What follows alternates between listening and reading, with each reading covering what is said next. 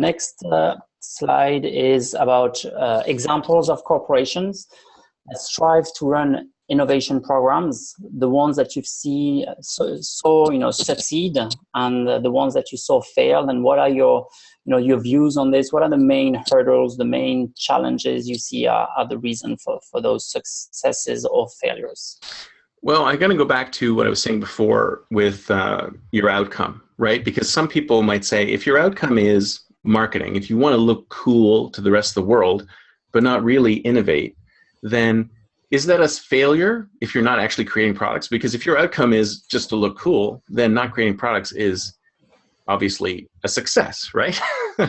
So if you're talking like in the classical sense, like coming out with innovative new products, something doing completely different, I would say that most companies are stuck in that sort of, they try to run these programs, but they can't. And it's mostly because of an internal culture within the company not being able to change. And I think we're going to talk about that a little bit later.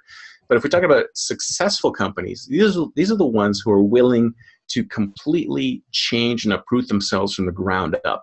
I mean, even to the point where they're changing their executive reporting structure in completely different ways to come up with some completely new paradigms. So say, for example, I mean, I read this the other day, but I think it was about Google or Facebook, one of those two companies, they were actually making change, like they don't have like presidents anymore. They have co-presidents, they have office of the presidents, they have sort of like, your typical hierarchical company will have like one guy or one woman up here, and then they have this, chart, and everybody's like above everyone else, and there's a hierarchy, right? These other companies are like, well, no, we don't want to do any of that. So we're breaking ourselves up. We're going to be networked. We're going to be parallel. We're going to have all sorts of different forms of organization. And if you think about it, if they can take in the innovation all the way down to the core of what a business is, then that's when the innovation really is running through the entire culture of the organization. That's why you see new things coming out of Google. That's why you see new things coming out of Facebook.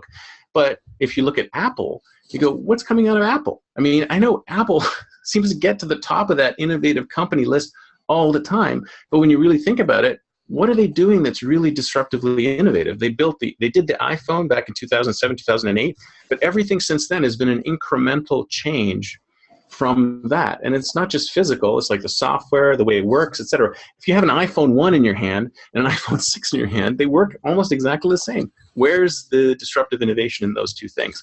So anyways, I'm a long-winded answer, but there's lots of different, and it really does depend on the outcome.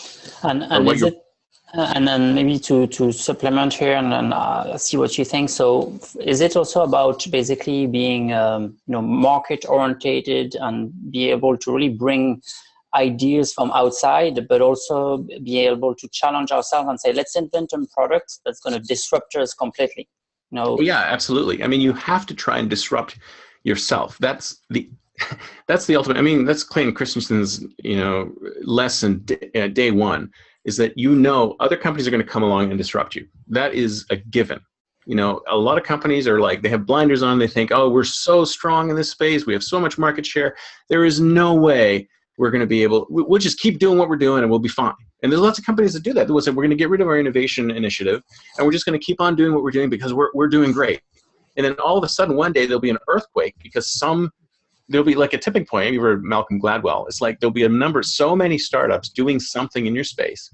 And then in this world, loyalty means nothing anymore to your customer. If they can switch from company A to company B in a second, and they will, because they get a better deal from these guys, then they will. So these companies, these venerable firms that have been around for hundreds of years, all of a sudden get the rug pulled out from under them.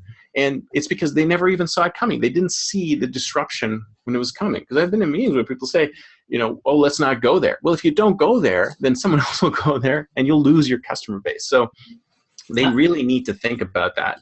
And it can be a combination. It's usually a combination of internal innovation. So how do you get your internal innovators to bubble their ideas up to the surface and actually do something with them, along with keeping a close eye on the markets. Go out there and see what you can acquire. If there are other startups in their space that look interesting, see if you can acquire them, get their IP, bring them into the company, bring them into the fold. So it can be done, but it really requires a completely different mindset from what most of these companies have. Thank you, Chris.